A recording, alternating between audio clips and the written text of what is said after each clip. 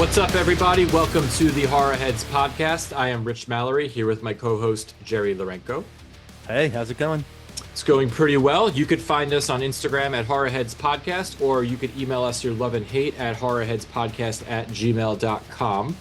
Today we have a special guest. We have Tim Mills, who hosts the Horror Flicks and Guitar Picks podcast. What's up, Tim? Nice to meet you.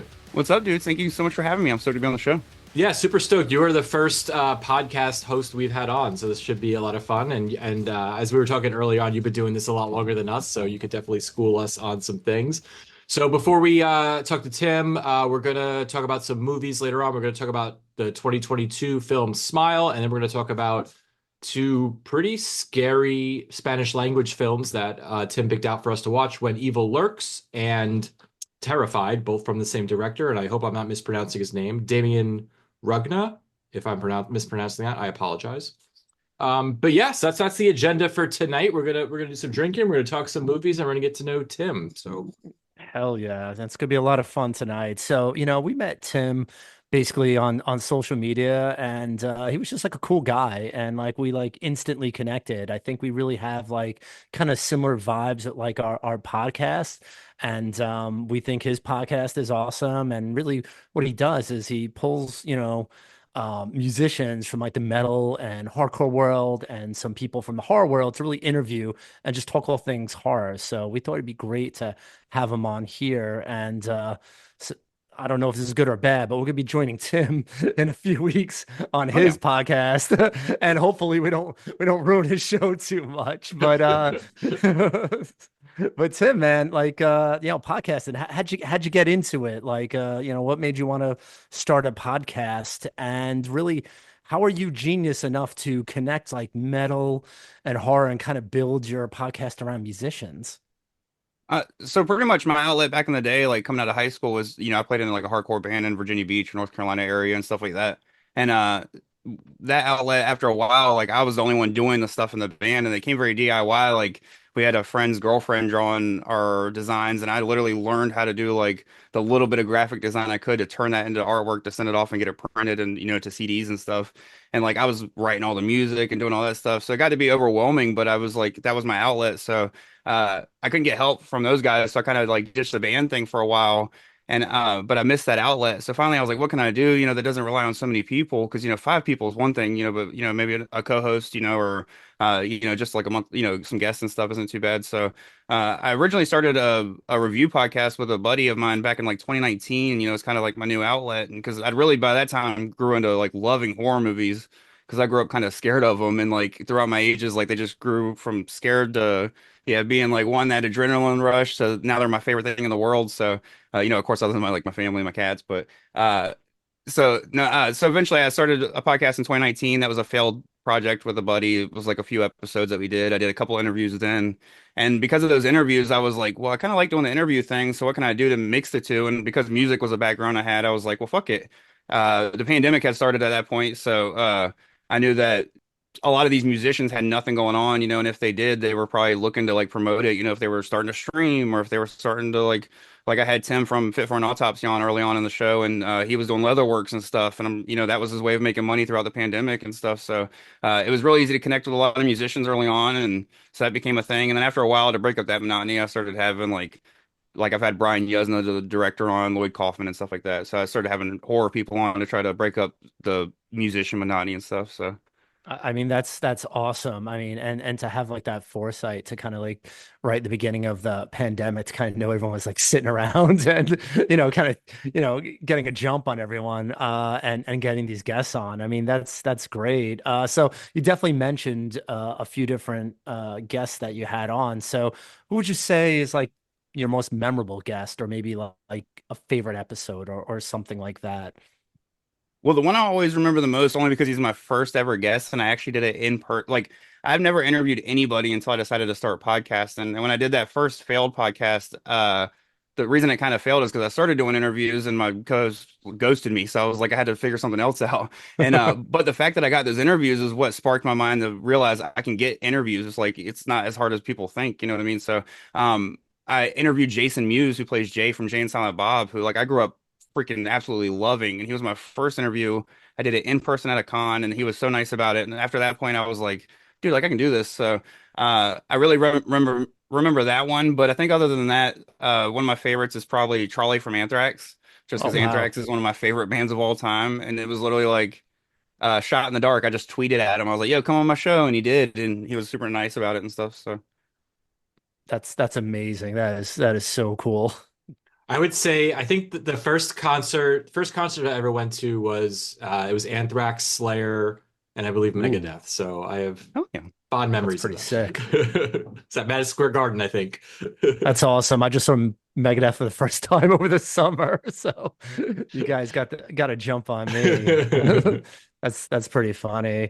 So Tim, I know you were kind of participating a bit with our October movie challenge, and I know you were watching some films. So I'm just curious if there were like any themes or genres that you kind of liked, or if you were lucky enough to kind of come across some surprise gems that you discovered while watching some films over October, because we usually pick duds, but maybe you had some better luck than we did.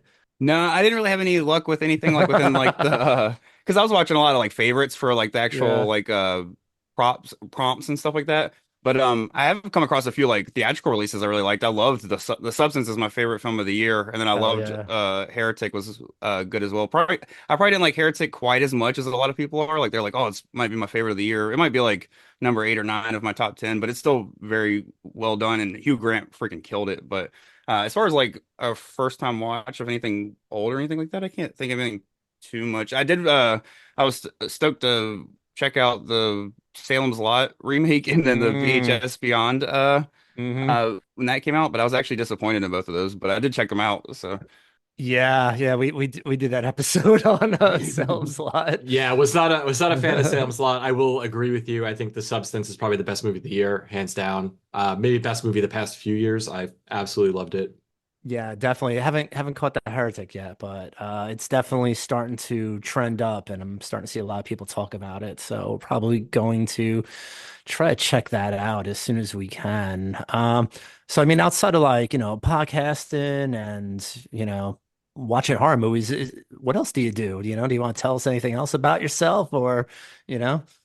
you said it That's all. That's it. all. That's it. Yes. You nail it. Well, I do know you host some horror trivia, right? Is that correct? Oh yeah, yeah, I do that. If you're in the Virginia Beach area, every couple months at Keegan's Irish Pub in like Town Center area, Virginia Beach, Virginia Beach, Virginia, of course. Can't think of any other Virginia beaches, but you never know. I host horror movie trivia, and of course it's themed. Like we just did one around Halloween that we had like a costume contest and stuff. But pretty much if you follow Keegan's on any social media, or if you follow me on any of the social medias, you'll be able to find any updates on that. I don't know when the next one's gonna be. We were in talks to do holiday horror trivia in Mm. December, but the only problem with that is our normal girl that does it is moving away, but they want to continue to do it, and they actually, a little behind the curtain here, but they finally just started paying me to do it for the Oh, hey, first time. So I'm congratulations. like, yeah, so now I'm more like willing to do it, because I was just doing it for fun, but it's nice to get paid though, because I come up with the prizes out of pocket and stuff like that. So, Oh um, man,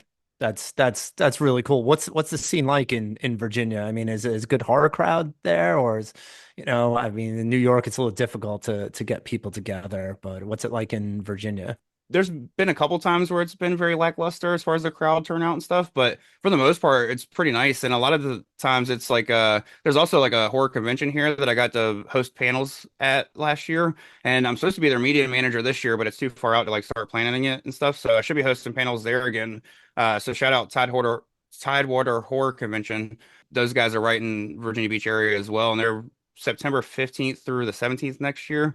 But I got to host panels there and stuff like that. So the cool thing is like they'll come out and promote, and then like the fact like that place itself, like is packed out full of people and stuff. So I got to promote the that happened in September, so I got to actually promote horror trivia to a horror crowd for the first time ever. So this past horror trivia was probably like the best turnout we've had. So hopefully and it was a lot of returning people from the time before. So as it seems like we're finally starting to get some of our regulars, and we had like when we first did it the first few times, because we've been doing it over a year now, we had some regulars come back the first like I said, it's every other month, so it's like kind of like not too close together. But they were coming back to back, and then they just kind of disappeared. And when they finally came back, like for this Halloween time, they're like, we haven't been hearing about it and stuff. So we just like told them like reiterated like, hey, follow the podcast because like if Keegan's don't post about it, like the podcast definitely does and stuff like that. So.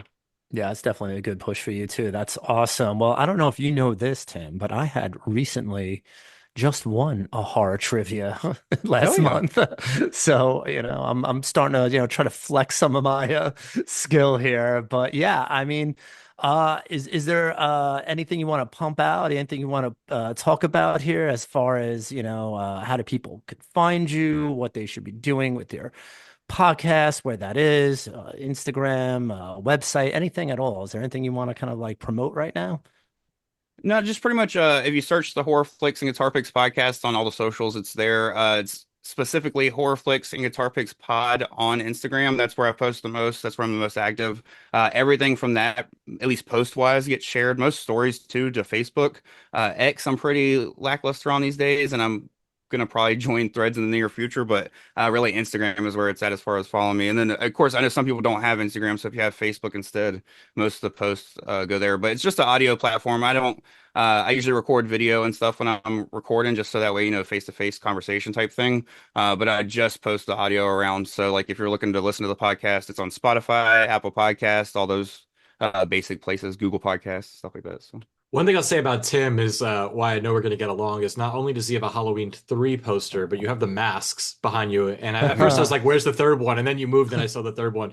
I talked about this, I think, recently. I just discovered Halloween 3 probably like a year ago. I always refused to watch it because I just had it in my head that it sucked. And I love it. Other than the original, that's my favorite of the series. Oh yeah. Underrated. And I like that people are like, I feel like people are starting to discover it more now, or at least giving it more of a chance because it's so fucking cool. Yeah, I love that pumpkin one. So I can see that Rich is getting pretty thirsty over there. So we we better. I keep grabbing the bottle, just like kind of looking at We it. better take care of that. He keeps like looking over lovingly at some sort of object. I'm just assuming it's like a bottle. So it is. I mean, yeah, it is a bottle. Definitely, definitely check out Tim and the Horror Flicks and Guitar Picks podcast. We love it. We listen to him all the time. He has a lot of great guests on there. So if you guys want, I mean, maybe we just start cracking some drinks and talking about some films. What do you guys think about that? Oh, I mean, you want a drink? Okay. Yeah, we'll just. I've only been staring at this bottle for 20 minutes, but we'll yeah, crack let's a few. do it. So I'm gonna grab some ice and yeah, I'll be ready. All right, so tonight I have Templeton Bourbon Fortitude, and I actually didn't know they made a bourbon. I've had Templeton Rye before, and I'm assuming it's the same company, but that's what I'm going to be sipping tonight. And as you guys can see, I am more than halfway done. So super stoked to finish this up. I'm gonna pour. What else? What do you guys got? What are you drinking tonight? I'm actually drinking. I'm kind of bad with like hard alcohol, you know what I mean? Like I'm a kind of a bitch with it. So I went with a sour, which is still at a 9.5%. So I'm definitely sitting pretty high with these. This is my third one 9.5 is already. legit. He came prepared. Fresh new bottle right here. Is that just standard bullet? Yeah. Nice. I was gonna say shout out Victory Brewing Company. This is the sour I got, Sour Monkey from Pennsylvania. I think it's I don't know if I ever down had a sour. I must have had a sour. I don't know if I ever had one. I can't remember. I usually drink IPAs, and then I was getting a couple flights that had a sour in them, and after a while I was like, they feel like they don't mess my stomach up as much. My wife was like, maybe you're gluten intolerant or something. I was like, I don't know, but I'm gonna just switch to sours because they don't mess me up as much. So. All right, well, let's cheers to that. Cheers Yeah, I'm to gonna your crash the stomach bottle. not Hold getting on. messed up. 1 second. Hold on, man. I'm pouring still. Oh man, I had a brand new bottle tonight. I had Guy a is brand new taking bottle. his fucking time. I had to open it. I had to take that little topper thing off. And All right, well, everything. my ice is like half melted now, so take. All right. Listen. All right, here we go. All right, cheers. Cheers. Finally. Cheers. All right, so I know I was in a rush to drink this, but I'm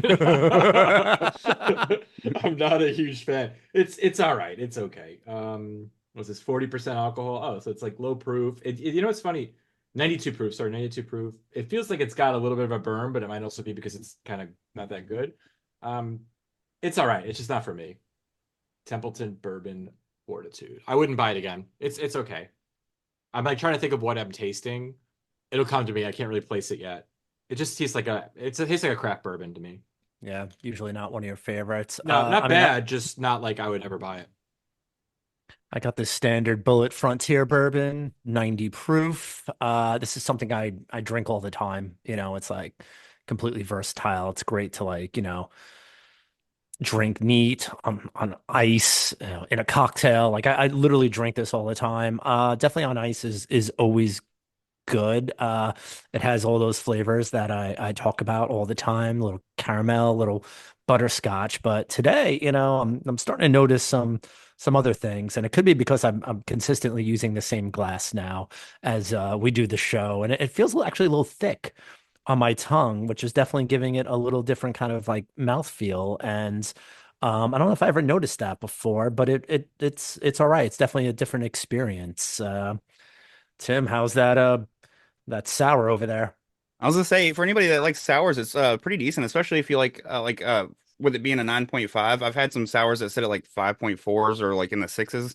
And this tastes just as nice, you know what I mean? So it's you get a little bit extra for your buck. And Sour Monkey seems to be I will say though, go with Sour Monkey because the Victory brand has a couple of like monkeys. They have Belgian Monkey and Berry Monkey, and I've had Belgian Monkey, and let's just say it was not good at all. Like I tossed the entire can out. Because luckily I got a deuce, not like a whole six pack or something, but that deuce got two sips and then a Damn. trash can. So. Two sips and gone.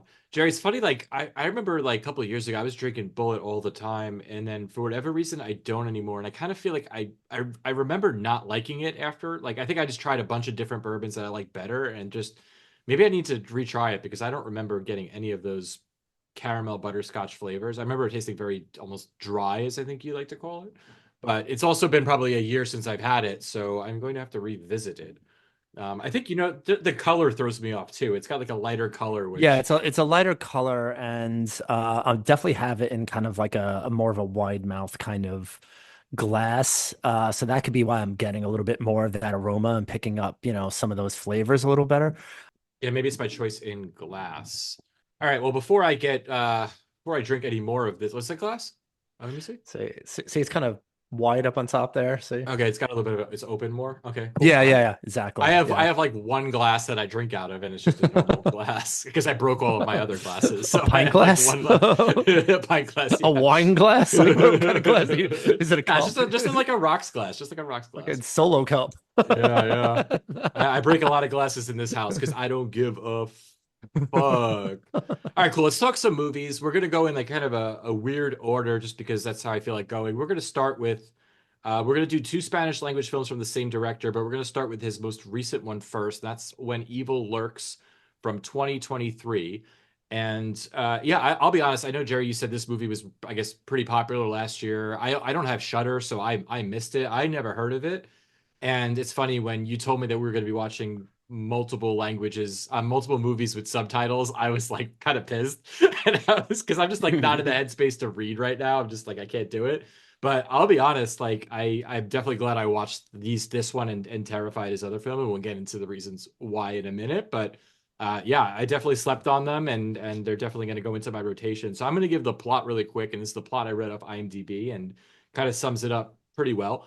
So what they said was, in a remote village, two brothers find a demon-infected man just about to give birth to evil itself. They decide to get rid of the body, only to end up unintentionally spreading chaos. And you read that, and it almost makes it sound like the movie's a bit of a comedy, and I kind of like is in some points. Like I would say the first maybe 30 minutes kind of start off where it's a little, I wouldn't say it's a comedy, but it's definitely kind of like I was like laughing uncomfortably at certain parts. And then once the movie gets going, it's not a fucking comedy. This is a dark, fucked up, crazy movie where a lot of things happen where I was just like, oh my God, I can't believe that just happened. And we'll get into some of those things in a minute. But yeah, so I'll say one thing about this movie that I struggle with, and I think when I rewatch it, I'm gonna like it more possibly. And that is this is how my experience watching it. They kind of throw you right into this like folklore situation and don't really explain it. So what happens is there's this kind of this man who looks kind of morbidly obese and he's kind of rotting and like getting all fucked up. There's like some kind of this weird shit happening with his body. they don't really explain why, and they kind of like hint at it. And the thing is, he's impregnated, or he's got a demon that he's going to give birth to, like I said in the plot. And then that demon kind of shape shifts throughout the movie to various other people, and there's like all kinds of lore. I think there's 7 different rules that you need to follow to prevent this from happening. And they do explain it little by little, but I was very confused for probably the first half of the movie, where I was, because again, they just throw you into this world expecting you to kind of like understand this folklore. And maybe that's kind of the charm of it, is you're trying to figure it out. But for me, if I was like really trying to understand, like, okay, what is actually happening? Like, why is this happening? Like, what was your experience watching the movie, I guess, for the first time? Like, were you kind of like locked in right from the beginning, or were you kind of like trying to like figure out what was happening?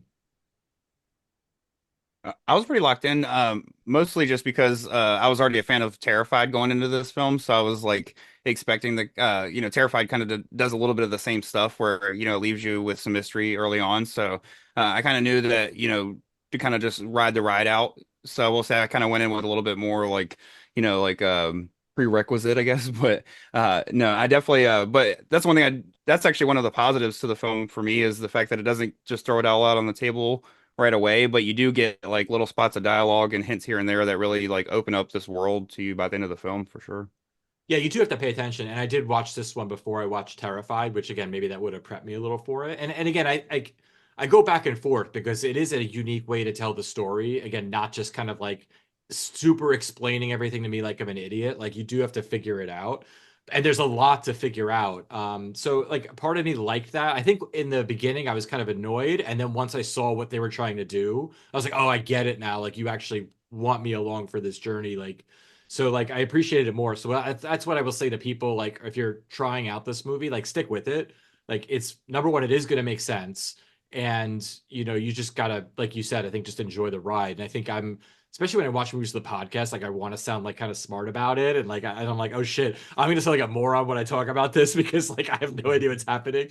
So like I'm really kind of really trying to figure it out. And I think if I just would have watched as a fan, I would have felt very different.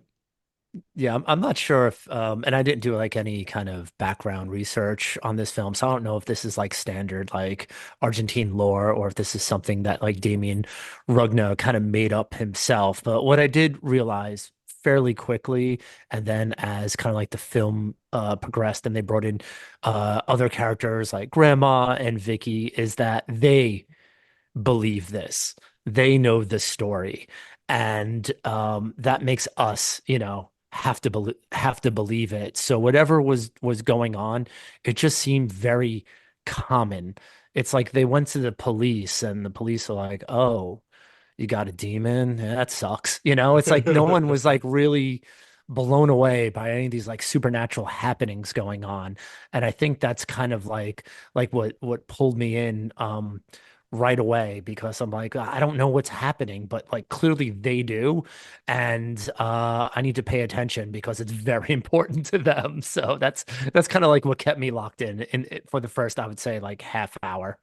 And the fact that like you guys mentioned that like it talks about these things that like they mentioned that they're kind of like a post religion world at this point, and it's kind of opened themselves up to all these possessions and the rotten and this and that. And one thing I enjoy about that is it's kind of instead of this post-apocalyptic world, where everything's like run down and crazy, it kind of looks like your normal everyday like or at least what you see in films. I'm not from Argentina, so I don't really know, but it looks like what you would imagine, just like a normal Spanish, town would look like. Just they're actually, dealing with this, case of possession like it is a illness almost. So And I tell you where it turned for me. There's a part, I think it might be like maybe a half hour in or 40 minutes in, where like they show this couple and their goat is possessed, and they try to like see what the hell's happening. And like the man doesn't follow the rules that they have, these 7 different rules. And the woman just brutally just axes him in the face. And like the movie went from being like this, again, not comedic, but like had like a weird kind of tone to it, to like really fucked up. And I think from that point on, like it didn't really let up. I mean, again, there's obviously like lulls in the story because there's it's not can't be nonstop, but like it just got like I'm like, okay, that was fucked up. And then like 15 minutes later, like something else really fucked up happened too, and they just kept adding onto this thing. Like gradually like kind of escalating it up towards the end, which I thought was like really cool. That like I was like, oh, I was not expecting that. I did the movie completely changed like at that one point, I feel. Yeah, that guy Ruiz, like I thought he just really sucked. I mean, right in the beginning, I understand what you're saying. It is kind of comedic. Like those guys were literally like three buffoons, Yeah. and like they know so much about like what the proper way is to handle these situations, but they totally ignored all of them. They screw up the removal of the possessed kind of body there, and not only that, they lose it. And they're like, Like yeah, it's like it's not my problem. It's like they don't even care. And then this guy goes home to his pregnant wife, and he's just sitting there just being stupid, like while she's waiting on him, basically like hand and foot, and she's like 8 months pregnant. And then when he's kind of like confronted again with like another situation with like the evil, he fucks that up too. And he goes to shoot it, knowing damn well he couldn't shoot it. Everyone knows not to shoot it, but yet this moron has to shoot it. And yeah, I mean that was like probably right at that moment where like this is a pretty serious film because it was pretty brutal, killing the goat, and I didn't know if they would show that, but yeah, when his wife takes that axe, oof, man, it starts slaying. You know, it's funny. It almost seemed like not like the same thing, but almost like an Army of Darkness kind of humor where like they have this like, I guess, 300-pound man who's possessed that they're trying to like take out of town and leave somewhere. And they like, they hit a bump or whatever. And I guess this 300-pound man falls out of their truck. And then they get to the spot and they're like, oh, we lost him. And they're like, I guess he's okay. We're far enough. Like, forgetting that this is like evil that's gonna like, end the world possibly. And they're like not even concerned. They're like, yeah, we don't know where he fell out, but it's probably fine. Like, it just seems like something that like Ash would be like, yeah, we're cool. Like, it was like so silly. But then again, like, like we were all saying, like the tone shifts like from that point on. It's not funny after that. And I tell you what, one scene that I thought was really good was when, and I don't know the guys' names, but the guy that basically is running back to his ex-wife's house to take his two kids because he knows like this horrible thing is coming, and he kind of just like busts in this house and he's frantic and he's like ripping off his clothes, and that whole scene was just so chaotic and possibly had one of the like the most fucked up things I've ever seen in a movie, where again a dog basically tears this kid apart and just drags it out of the house. And oh my God, like I was not prepared for that level of brutality. I can't even like talk about the scene. It was like they're just watching their daughter just get dragged by this dog, and oh, it was so brutal. Like this movie is fucked up. And I remember I actually got to see this in theaters because like I said, I was like such a fan of kind of spoiler alert for when we talk about Terrified, but I was such a fan that when I heard that this was coming out from the same director, it was getting like a limited release through like AMC and stuff.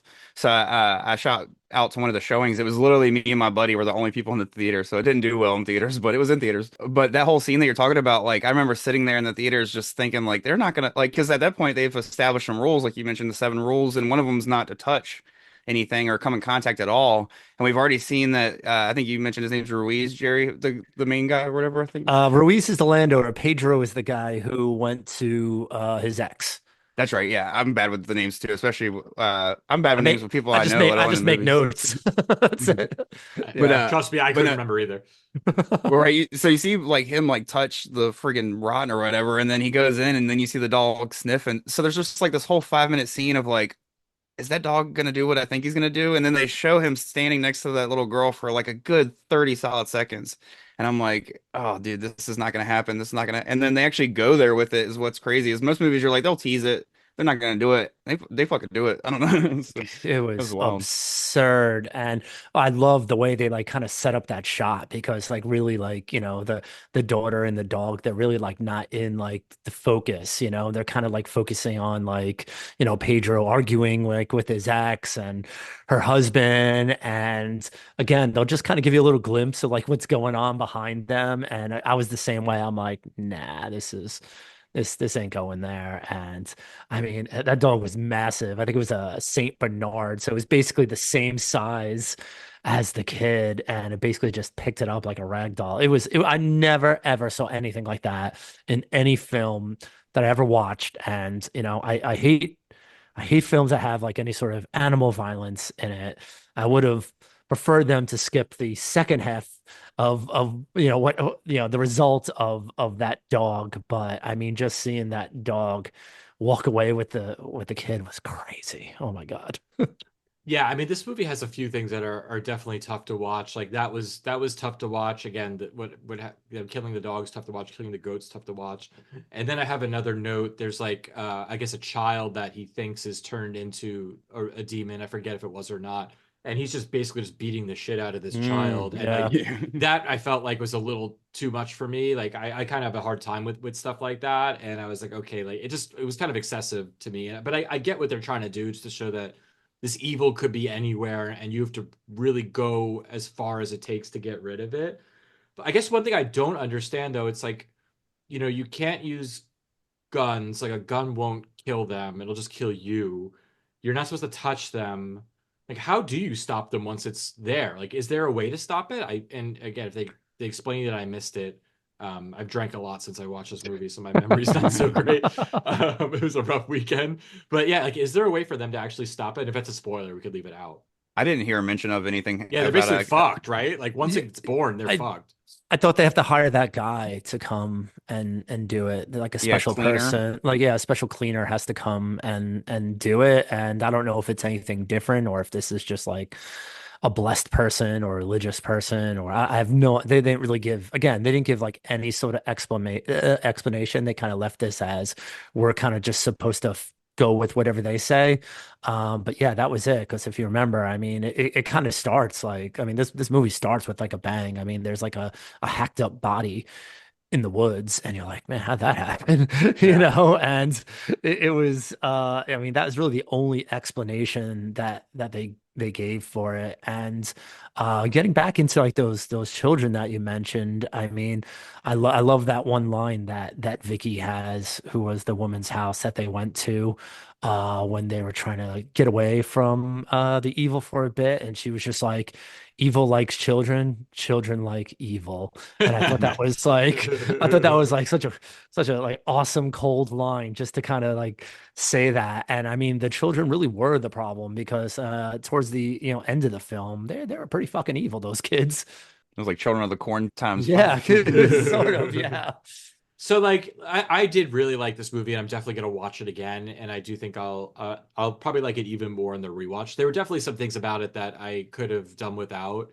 One thing is, when Pedro, I guess, goes to save his two sons, one of them is an autistic teenager, and there's like probably I would say 10 minutes where the autistic teenager is kind of just making those like groans and noises and it was off-putting at first, but after a while it just got really annoying to me. Like it's kind of like when you hear like a baby crying in a movie and like you get it, like we established it, and now like 10 minutes later I still hear the baby and it's all I could focus on. And like I kind of understand why they did it here, possibly like maybe it was just to kind of create more tension and just kind of like get you in this panic state. But to me it was kind of really annoying to me, to be honest with you. And I was like, Woodley, please just stop. Like I get it. Like I did have a hard time with that. No, somebody that can't like even listen to somebody chew. I understand completely where you're coming from. Yeah, yeah. When it's like It's over and over again, it's like an uh, alarm going off like next door. It's like that's all I heard at that point, and like I kept like thinking like, will he please stop, stop, stop, stop, stop, stop. Yeah. I did like the inclusion though of the special needs, child because of the fact that it like, just, a lot of stuff is like that is left out, but at the same time, like they're going to deal with the same stuff that everybody deals with, including possessions. So it's cool to deal with the fact that, because their mind is more pure and like not so clouded with shit that when a demon gets in there, they can't just immediately corrupt it and, all the stuff that like once they do corrupt it, like they can completely change the way that they act and stuff like that. So it was pretty cool to have that inclusion without being, I feel like it was kind of done tastefully without being, of course, like that, like you said, that part got a little over the top, but other than that, Oh yeah, I completely agree. I thought that was a really cool like plot device, and I felt like it wasn't, the character wasn't like it wasn't like it was not a likable character. It's a character you don't really get to know. I yeah. just felt that like they could have toned down the sound design a little bit, but again, they're throwing you into this world, right? And it's like this guy's experience, and you're kind of like in there with them. So like, I kind of get it from a filmmaking standpoint, but just as an audience member. And then the other thing is, I do feel like it kind of did drag a little bit, probably like in the last like 20 minutes or so. I know there's a bunch of stuff happened. I think kind of think that when there's a scene where like I believe it's his ex-wife is like walking and she's like basically ripping this child apart. And I felt like after that, like I could have ended the movie right there. Like I was like, I kind of seen enough at that point, and I felt like it just kind of kept going on. And like, I don't know if it just like I talked about this when we watched, I think it was House of a Thousand Corpses, where like the first hour is like really great. And then after that, it's like some really awesome stuff happens, but I'm just so just like beat up at that point where I'm like, there's nothing, I'm done. Like I'm kind of tap out. And I think I kind of tapped out a little bit on this movie where I was like, okay, you show me all of this crazy shit. I need to like do something else. And I don't know if that's just me, it's like the mood I was in or if No, it's the actual I have the movie. same exact I have the same exact note. I feel like that last 20 minutes really should have been like exciting, but it felt like it just kind of lags a little bit. I mean, there was a lot happening, they were trying to like find the evil guy to kill him, and there was like these crazy kids. I mean, there was a lot of things happening, but I feel like they just kind of stayed on everything just a little bit too long. And I was just kind of waiting for like, all right, how is this going to wrap up? What's happening here? I don't feel like it hit, like you're right, like it hit that like kind of like that peak at a weird point, and then it just kind of like fizzled and had a couple little high points here and there, but nothing to like keep me locked in. The film, I think, ran a little long. I think it was close to 2 hours. I feel like they could have cut like at least 10, 15 minutes out of that kind of like last act.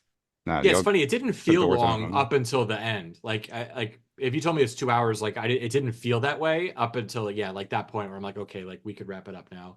And it's funny because we watched that movie last week for the last episode, Strange Darling, where it was the same thing. Like it peaked at like a certain point and then just kind of like kept going on, and it was like, okay, like I'm done, I'm good. Like I don't need 20 more minutes of anything. Like you've done enough. Like we're cool. Look, it's tough. It's tough to figure out how to end a movie, right? Like. Yeah, that's exactly. You guys took the words out of my mouth. I agree 100%. As much as I love this film and everything, it's right there about like you said when she shows up picking the brains out. I feel like she could have brought the children to them, considering that she knew their location and it's all one. They could have done like a hive mind type of thing. You know what I mean and stuff. So they could have just made it a lot quicker and like that's the thing is the movie just moves at such a rapid pace that the climax is the one part that kind of fizzles is a little bit lackluster for sure. Yeah, and again, not to take anything away from it, like the director, very talented. Like it's very great. It's really good storytelling. Like the movie is exciting. It's brutal. I'm just nitpicking because that's just what we do here. Not to say like people shouldn't watch this movie. I definitely recommend it. I'm going to watch it again, and if I say I'm going to watch it again, that usually means I enjoyed it. So I liked it a lot. I wouldn't say I loved it. I definitely liked, and we'll get to it in a minute. Terrified better. I just feel like that was more, maybe it was more faster paced. Maybe it's just more completely different movie in a way. Like that's straight horror film. Like that is really pretty scary and also brutal. Very different movie. But I'm excited to see what else this director does in the future. I'm definitely going to watch anything he puts out for sure.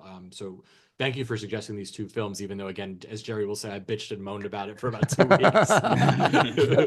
I was excited. I couldn't be more excited because I watched Terrified a couple years ago, and then I watched this last year. So I haven't seen them both in some time. So I kind of came into them with fresh eyes, and just to kind of piggyback on what you said, I did like, which I'm surprised, I did like Terrified a little bit better than this film, and it was probably really what it came down to is the pacing and really the final act of this film. But up until that moment, this was almost perfect for me. This was a really good film and a really fun watch and really something I never saw before. So it was a really good watch. Has he done anything else? Because these movies were 6 years apart, it looks like, about that. Like, did you do anything in the interim? I know we So did I a don't, segment in Satanic Hispanics, the anthology film, yeah, I haven't but I seen that. haven't. Yeah, that's the one thing I haven't seen. But I think other than that, he's only done the two features and then those segments. Damn, hope he starts pumping out things a little quicker because he's doing an awesome job. And what a different voice when it comes, to like the writer director in the horror world. I mean, it's just so different what he's doing. Really enjoy it. So hopefully he comes out with something soon. Yeah, and I can't think of another. I'm sure I have, but I can't think of another movie from Argentina, horror movie, that I've watched that nothing's coming to mind. So, yeah, very cool to see some other countries like stepping it up and making us in America realize that, like, we need to do better Shitty with movies. some of our movies. Yeah, yeah, which we'll get to a shitty American movie a little bit later. But anyway, so let's wrap this one up. So Tim, I know you've listened to the show religiously as everybody else does in the world. We do rate these movies on a scale of 0 to 5 bloody knives. You can give halves, and how we play, we do a drinking game with the rating. And when we have a guest, here's how it works. I give my rating, and whatever number I give is the number of sips Jerry needs to drink. Jerry gives his number, and the number of sips, whatever that number corresponds to is the number of sips I need to drink. You give your rating, and then Jerry and I both need to drink. But the added twist is you need to choose either Jerry or myself, and that is the person you drink with. So if Jerry gives his rating of 4 bloody knives and you chose me, you got to drink 4. If you chose Jerry, you got to drink. I don't know what I was saying. Whatever you rated it. I just completely disassociated right there. But anyway, the point is everybody drinks twice. That's the point. So right now, we drink twice. Everybody at home drinks 3 times right now. And you have to stick with this person for the rest of the show. We do have 2 more movies to watch. So who you're picking? Player 1, Jerry, or me, player 2? So I feel like with these 3 movies, you guys are gonna have kind of similar scores. So I'm just gonna go with Jerry because we're hat brothers today. So, Love that it. is fair. Love that. That is fair. And yeah, I actually do think we're gonna have similar scores, which is rare. So okay, you're drinking with Jerry, so I'll give my rating on this one first. I am going to give it a 3.5. I really liked it, and I'm gonna watch it again. I didn't love it. I think when I rewatch it, I'll probably like it a little more. But yeah, 3.5 sips for you two. Put them up. All right, cheers. Cheers, Tim. Cheers. All right. Jerry, I guess go next. What do you got? I guess I'll go next. So, Tim, you nailed it. 3.5. I liked it too. I probably would have went a little higher, but just a little falter at the end. But I really liked the film. All right, that's mine. And Tim, what do you give this one? You picked it. So you guys actually kind of helped me talk down a little bit. I was thinking 4 just because of the shock value of some of those scenes, but I think 3.5 is fair. I can go 3.5 as well, just because that ending is kind of slack. If I'm not all right, cool. Let's this put them is up. a first. This is a first. We never all 3 agreed on a rating, so this is fantastic. Cheers. History is made tonight for our 21st episode. Yeah, that's awesome. So yeah, I mean, before we get into these next couple films here, I thought I put together a little drinking game. So Tim, I'm not sure if you have enough beer there. I got a mini fridge under the. Oh, you got a mini fridge. I love it, man. That's how you podcast. You're more. Yeah, Tim. You see, we're learning something from Tim tonight. You know, like he's a pro, and we're still like rank amateurs here. So we're learning right now. Rich, you got that refrigerator? Yeah, season 2, fridge under my desk. Yeah, fridge under the desk. That's brilliant. All right, so Tim, since you host some trivia, I thought I put together a little drinking game tonight where basically I ask a couple of trivia questions and we'll have a little drinking game attached to it, but they're going to be easy. They're going to be like true false questions.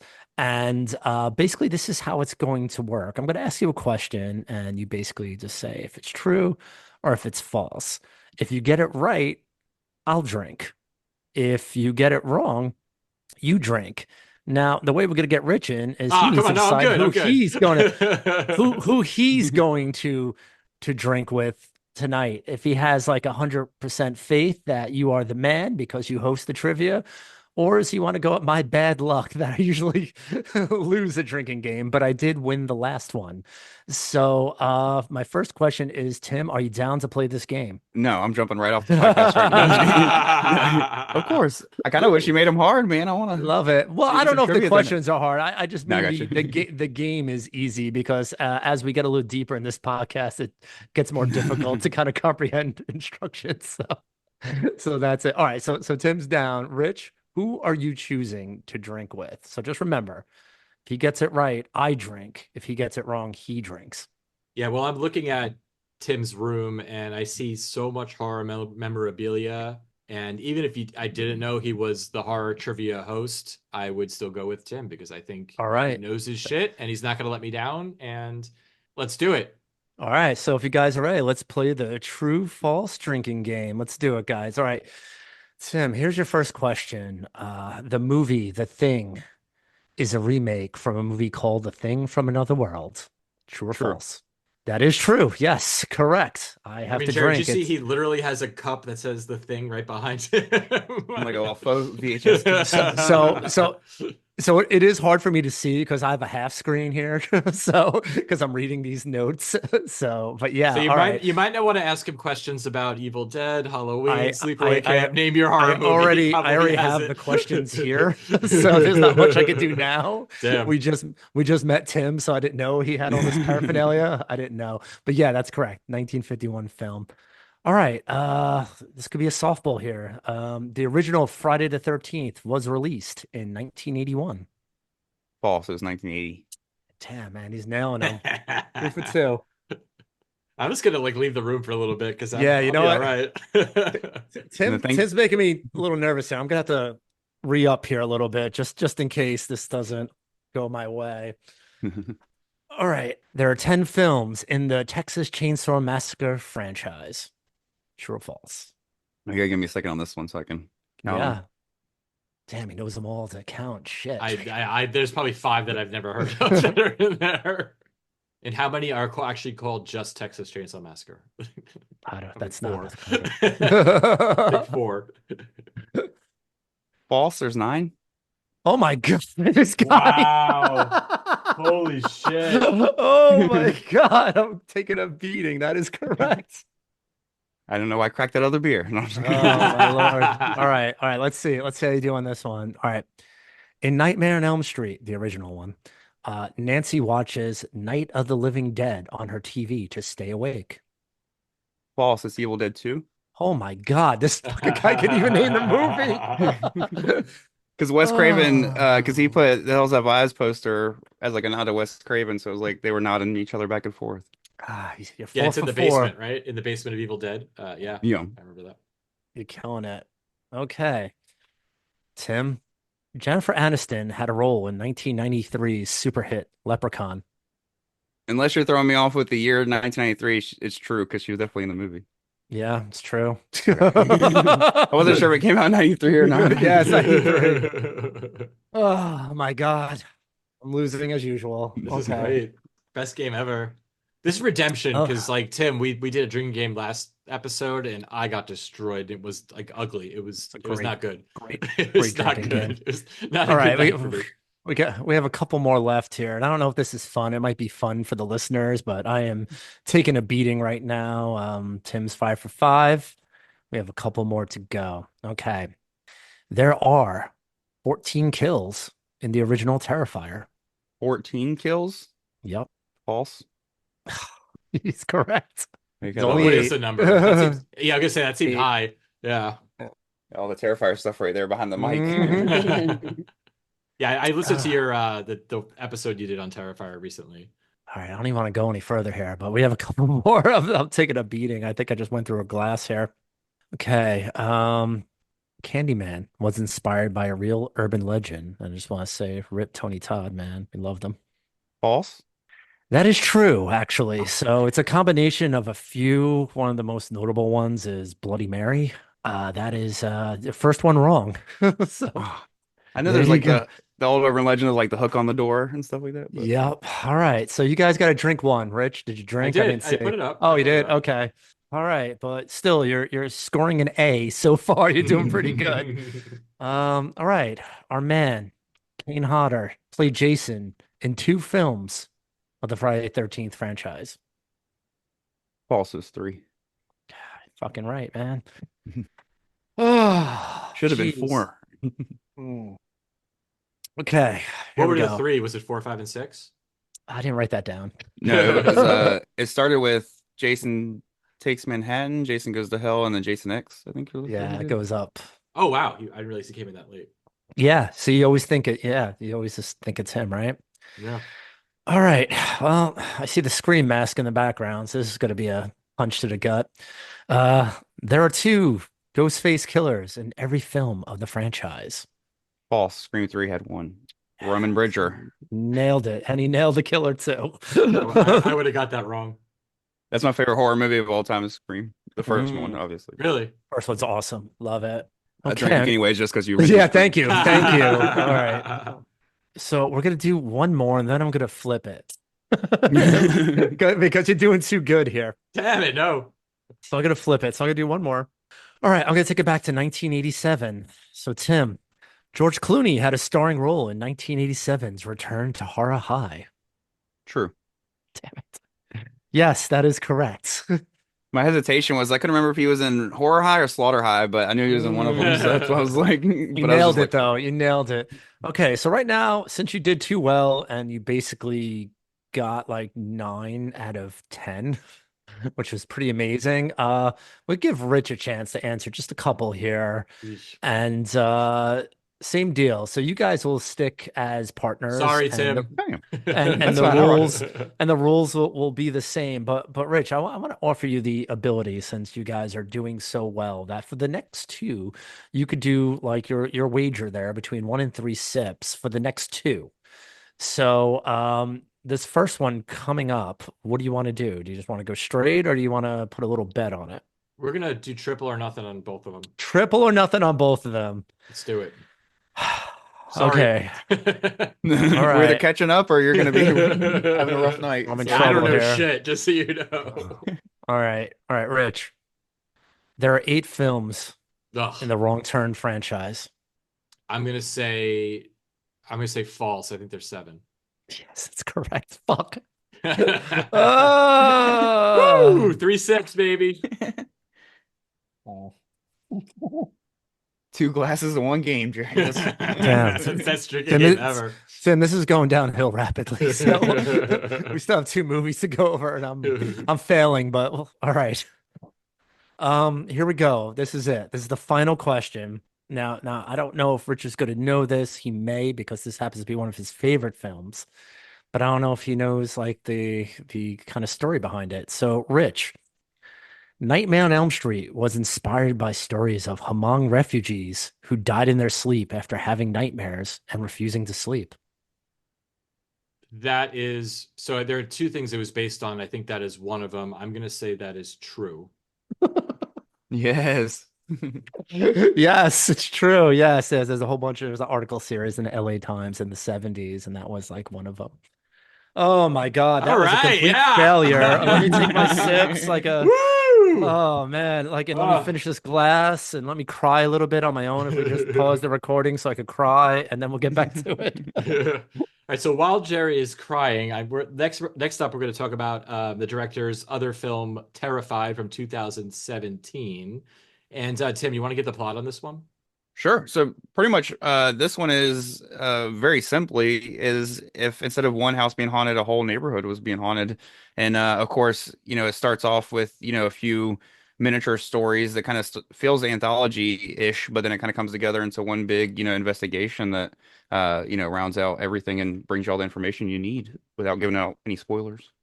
Yeah, I'll tell you what. So this movie like starts like we said the other one starts with a bang. This starts with a fucking bang. Like it's like this. There's a scene. I think it's like 5 minutes in where some bad shit's gonna happen, right? And like this guy like walks into the bathroom and finds his wife just slamming brutally into the walls like a ghost is like flinging her back and forth. And like not only is it just brutal, but I think probably because of like budget, like the special effects like aren't great, so it looks very off-putting the way she's like moving back and forth. Like it just has such a weird vibe to it. I'm not gonna lie to you, like it scared the shit out of me. Like I was like, that is fucking creepy, and it happens like over and over, and it almost feels like stop motion, but it's not. It's I can't even describe how it looks. You just have to see it for yourself. But that scene, like, I was like, I remember I had the lights off. I was like watching this movie. I'm like, and it didn't click that this was the same director as the other movie. I just like, okay, I'm just gonna watch this movie. Holy shit! The note I wrote down, I think, is holy shit. Like, I was just like, what is happening? Like, when you see that, you're like, you're in for a fucking ride. And like, that was even the most fucked up thing that happened in this movie. But yeah, that opening scene was so unsettling. I was like, this movie is going to be insane, and it is. The movie is insane. as soon as I rewatched it, because like I said, I watched it like a couple years back, but I rewatched it for the podcast. That was the only one I rewatched for the podcast because the other two I'd seen so recently. I kind of just refreshed on YouTube shit.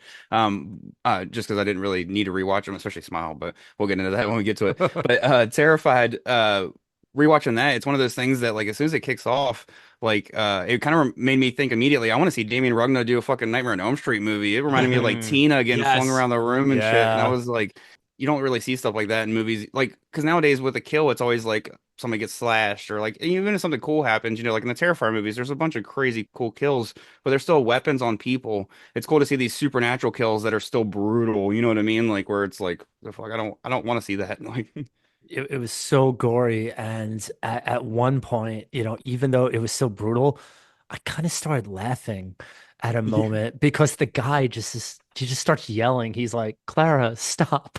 Stop. It's like, dude, she's flying back and forth. Do you think this is her doing? And he like, I mean, I don't know what you would do in that situation, but I don't know if yelling stop would be the correct thing to do. And so I found that a little bit of humor and I mean kind of similar to the first film that we were talking about. I feel like he puts like a little bit of like dark humor just in to kind of make you just kind of laugh, even though it is uncomfortable, but you do laugh a little bit because I didn't want to. Like there's blood everywhere. She's being smashed up against tile, and I was like, that's a little funny, and I didn't want to laugh, but I mean, just the guy's reaction was really strange. What's interesting? It's like we take these two movies, and I know different country of origin, but makes me think of like the coffee table and how like that really Oh, was let's like talking about it that. felt like a comedy. Like the way it was, the tone of it was a comedy, and it's probably one of the most fucked up movies I've ever seen in my entire life. And it's just interesting how again you take these like horrific situations, like again, like you said, it was kind of comedic just because it was repetitive. Like she just kept slamming into the wall. And the guy's initial reaction when he walks in, he's just kind of standing there like, what the fuck is happening? And I remember thinking like, do something, but then like, Yeah, what do would you grab do? her or But something. what would Yeah. you, but would you though if you saw I that? would Because, grab. I don't know. but you I know don't what? It know. wasn't even like, it was so supernatural though. It wasn't like, again, like you just got to see the scene to like know what we're talking about. I can't even describe it. It just looks so bizarre and like, I don't know, like it was fucking crazy. But I get what you're saying that like, because like just when you think it should be done and like, okay, we get it, she's dead, like it goes for another like 30 seconds. And yeah, completely over the top. And I don't know if the intent was to be funny, but I could see it being like uncomfortable, like give a chuckle or two. So to me, that was like super gory. And right after that, they basically switch right to, the neighbor Walter's story.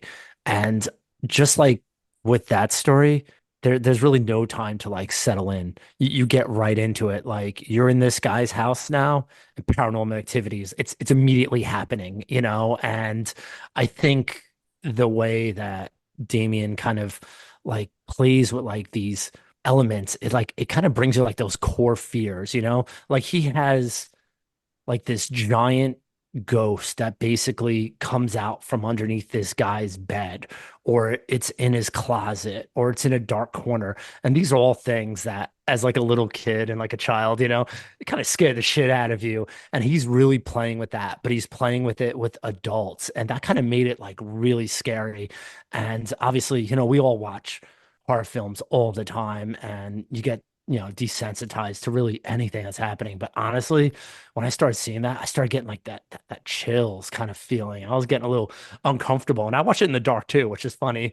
And I just like start looking around. It's like, yeah, did I hear something? What was that noise? And I think they did a great job of really building like these ghost stories essentially, and bringing you right into it and locking you in. I thought that was great. What you said too is interesting. You're talking about like things like you're scared of as a child, like the monster under the bed, and this is adults. I thought it was interesting that in that storyline, like there's a scene where the guy's clearly experiencing something paranormal and he hides under the covers Yeah, as if that's gonna a do kid. anything, right? But yeah, he yeah. totally reverted back to child mode, which I thought was just really interesting. And I think like again, like I'm not gonna be above it. Like I probably would do the same fucking thing. Like if I didn't get up and run out of the room, like that's probably what you do. Like I'm just gonna like hide and pretend like I don't know, like this gives me this blanket, gives me security, but like I totally get it. And it was clear that he had been experiencing this. It wasn't new. like that's what you said. They throw you right into it. Like they don't like. It's not like a haunted house movie where like people move into the house and then like there's something like weird that happens or they hear a noise and then like it gradually like ratchets up to like the big fucking bang. But like this was like you're right in it. Like this might have been going on for weeks and like you're there. This is the climax. This is like the last thing that's gonna happen before this ghost takes this dude out, which I thought was a like really effective just to kind of like hit you with that crazy scare instead of like kind of building towards it. And like you said, that doesn't even give you, you don't even get a breath after that bathroom scene. You're right into this thing. And then right after that, you're right into something else. And the movie does slow down a bit after that. But like, again, you're 20 minutes into the movie and you're already freaked the fuck out.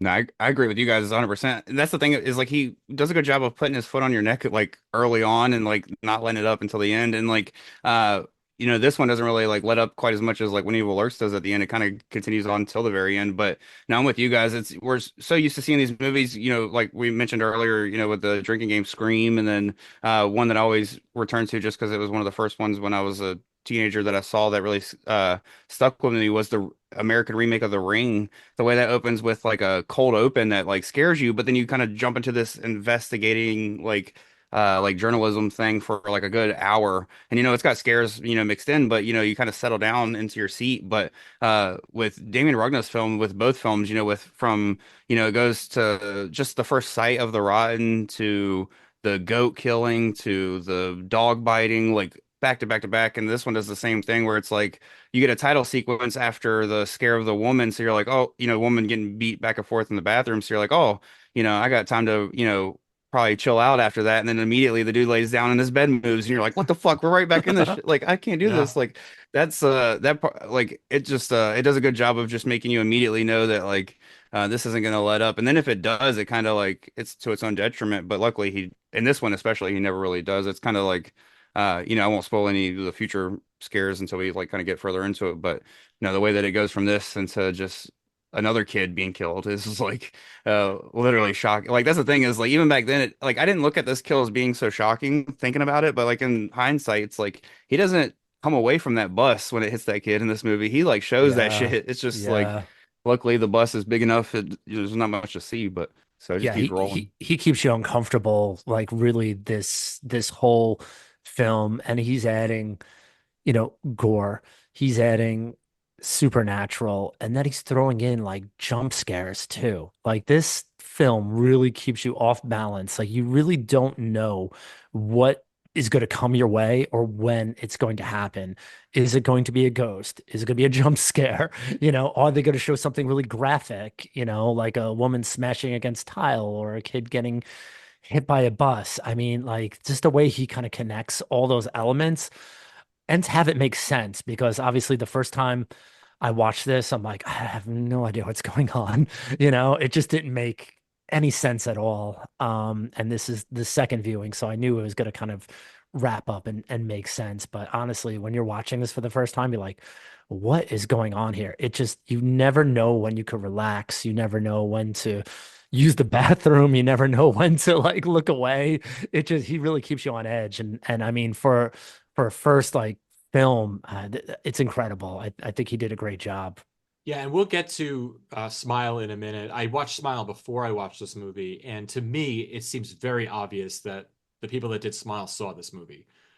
It is like I wouldn't say it's similar at all, but I feel like they're playing in the same space. And there's even like a scene in this movie that they basically redid in Smile, where there's the guys in the car, and then like the woman runs up to the car with her head kind of like dangling and like it's really fucked up and like I think it's fucked up in both movies but it's like the same fucking scene and Yeah. I definitely feel that was like they took like the ideas from that and kind of like crafted like their own kind of lore to it but like I'd be shocked if they didn't have this movie as like an influence or something that like it would be odd if they hadn't seen this movie because there's like again they're not similar movies by any means like they're very different and I think that just comes out of the filmmaking. But I do feel like there's a lot of similarities in a lot of ways to that. I did the Once Upon a Time in Hollywood Leonardo meme when I was watching Terrified back because my wife had never seen it, but she's watched like Smile with me in the past, and she watched Terrified with me this time, so she was like not enjoying it. But when that scare came up, I did the little like I was like, it's the same scare. I was like, because I hadn't. This is the first time I'd rewatched. That's why I made sure to rewatch Terrified because I watched When Evil Lurks throughout October. So when I say I hadn't rewatched it, I mean I didn't really need to. It's been within a month, so. And then Smile was one that I kind of like I've rewatched within the past year, but I just did a recap. But pretty much with Smile, so and like I mean when Terrified came up, I immediately told her I was like, you remember the trailer of Smile? Because she wouldn't watch that shit either. So she was like, oh yeah, like that's the thing is like with Terrified, when you watch it for the first time, you don't have the trailer spoiling the whole movie for you like Smile did. Like that was the thing is like that's the probably the best scare in Smile, and it's ripped from this film and it's in the trailer. So which like you said, we'll get to Smile when we get to it, but. Yeah, No, I'm I with went you. to this movie cold, not knowing anything about it. Just a movie that like, okay, I got to watch this for the podcast, and that definitely helped. Like not knowing anything and just not that there's like a ton really to spoil. Like there's just a bunch of crazy shit that happens. But I think even if you know the scares, like the way they're done, it's like you're not prepared for it. Like I can tell you, oh, this scene happens and it's that happens, but like you don't know when it's coming, how it's coming. So again, I think if I would see it in a trailer, it's one thing, but like yeah, I think they do a great job of just like I think Jerry said, like you never know what to expect. You're on edge like this entire movie. Even in the slow parts, like you're still kind of like on edge. And like and I agree with you, there's a lot of stuff I didn't kind of understand. Like I didn't like I kind of got that they're trying to like, do this weird like psychic kind of shit to like stop the ghost or whatever, but like I didn't really care. I was just like I was in. Like I was really I loved this movie. I thought this was great. I mean, super, super similar to the other film. It's like, we have like a little bit of an explanation, not really fleshed out, not really explained, doesn't really make a lot of sense, but it works, and I think that's like the pocket for, Damien Rugna is like don't give us, give us just enough rope to kind of hang ourselves and then let us do what we want to do because he's not going to explain every single element. I mean, I think the only explanation that they gave for this film is like there's two realities, two dimensions, something like that. Really interesting concept, but what does that mean? What are they talking about? How are we going to deal with this? What do we do? And it's really not fleshed out of like, those answers, but it works, because it's a scary movie. And I mean, you have the nerve to name this film Terrified. It better be Better fucking be scary. it better be scary, right? You know what I'm Yeah. saying? It better be scary. And I'm a cynic. So as soon as I see like a dumb name like that, I'm like, okay, here comes the worst film I'm ever gonna watch in my life. And here I go. I'm gonna waste an hour and a half. But this was just like even the little things that they do were scary. The big things that they did kept you off balance and you didn't know what to expect. I mean, it was just done really, really well. And I don't think you need an explanation for really like what is happening, exactly the same as the other film. Let's just go with it. They want to do it, so let's just follow along and kind of like ride with it. And that's kind of how it felt when I was watching this film. Yeah, and I kind of think, to be honest with you, like it works better, this one in particular, not knowing like the explanation. And I think once they explain it a little, like it was a good explanation, but I was kind of like, I didn't need that. Like there's just some fucked up supernatural shit that's happening, and that's that. And I think that ends up being the difference between a lot of movies made in America versus made in other countries was the spelling it out for people. And, foreign movies do tend to kind of leave a lot of stuff, like they don't fill in all the gaps for you. You kind of got to do it yourself. They give you just enough, to like understand the basic story, and then like anything deeper than that, you got to kind of pull, which I appreciate. And yeah, again, I think for this movie, like I wasn't even trying to figure out what was happening. I was just trying not to like piss myself. Like, like that was really it for me. No, I'm with you guys. He does a good job of like trickling in details throughout the like movie where it's like he doubles down on stuff without like feeling like he's hammering it into your head. Like with When Evil Lurks, he does it with when Ruiz is aiming the gun at the rotten at the beginning, he's like, no, you can't use weapons. Then immediately he shoots the goat and boom, his wife axes him. So it's like you were told you can't use weapons, and then the next scene you use fucking weapons, and boom, you saw what happens. And then with this one, it's the same thing. It's like at the very opening scene, the wife is talking about hearing voices in the water.